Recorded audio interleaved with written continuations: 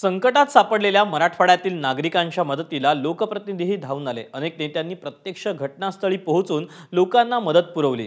पाहुयात याचा आढावा घेणारा हा विशेष रिपोर्ट।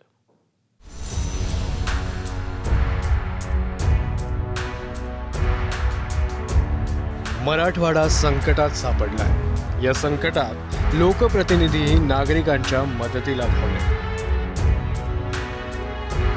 धाराशिवच्या वडनेरमध्ये अनेक भागात पुराचं पाणी साचलं होतं। याच दरम्यान परंडा परिसरातील एक कुटुंब अचानक वाढलेल्या पाण्याच्या विळख्यात अडकलं। या संकटात ठाकरेंच्या शिवसेनेचे खासदार ओमराजे निंबाळकर स्वतः मदतीला धावले।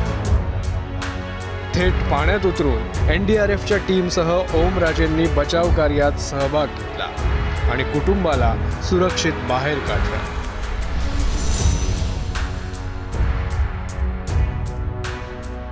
बीडमध्येही स्थानिक आमदार संदीप क्षीरसागर पूर परिस्थितीचा आढावा घेण्यासाठी प्रत्यक्ष ग्राउंडवर उतरले। शहरातील अनेक भागात 6 ते 7 फूट पाणी साचलं होतं। या भागात जाऊन नागरिकांची विचारपूस करत स्थानिकांच्या समस्यांची त्यांनी दखल घेतली।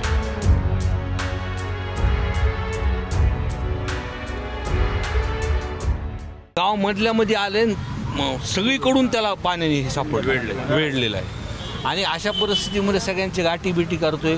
पंचनामे तर चालूच आहे, पण प्रशासन पण ह्याच्यामध्ये पूर्णपणे मदत करतोय। आणि प्रशासन हे काम करत असताना जिथं आता समजा जिथं अडचण आहे की जिथं पाऊस पडतोय, लोकांना कुठं बाहेर काढायचं, आता ते बहादरपूरला सुद्धा तिथं हाय अलर्ट दिलेलं आहे। म्हणजे तिथे एक रस्ता पण काढून दिला आहे, समजा काही झालं तर लोकांना तिथून चालंतर करायचं। आणि रेस्क्यू टीमची सुद्धा जिथं अशी गरज लागेल अशा गावाच्या मागं तिथं नेमणूक केलेली आहे। तिकडे बीडच्या पोहनेरमध्येही धनंजय मुंडेंनी पूर परिस्थितीची पाहणी केली। पुरामुळे काही काळ पोहनेरचा संपर्क तुटला होता, मात्र पूर ओसरल्यानंतर मुंडेंनी पोहनेरमध्ये पोहोचत प्रशासनाला मदत कार्य सुरू करण्याच्या सूचना दिल्या। याच दरम्यान आपत्ती व्यवस्थापन मंत्री गिरीश महाजन यांनीही धाराशिवमधल्या नुकसानीचा आढावा घेतला। यावेळी शेतकऱ्यांशी संवाद साधताना महाजन भावूक झालेले दिसले। आता बागाचं पैसे छाटणे महिन्यावर आलते झालं, ही तर असं राडा झाला। वर्षभर जटायचं सध्या अवघड आहे। लेकरांना त्याशिवाय वाचू पाण्यात पाणी एकदम वाढलं, एकदम पाणी आलं। आम्हाला कळलं नाही पाणी आलेलं, आम्ही खोलीत झोपलो होतो सगळे। लेकरं बुडा लागली, आम्ही खांद्यावर लेकरं मी उभा केली तासभर।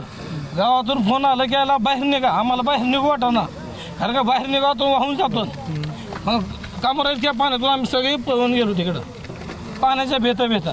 सकाळी 5 वर्ष झालं बाग लावलेला आहे। 5 वर्षाची बाग कर्ज काढून बाग उभा केली तरी असला राडा झाला।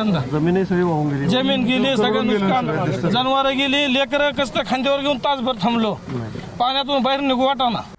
मराठवाड्यातल्या अनेक जिल्ह्यांमध्ये पुरामुळे मोठं नुकसान झालंय। त्यामुळे लोकप्रतिनिधींनी नागरिकांसोबत राहून त्यांना धीर देण्याची, त्यांना तातडीनं मदत कशी मिळेल याकडे लक्ष देण्याची खरी गरज आहे।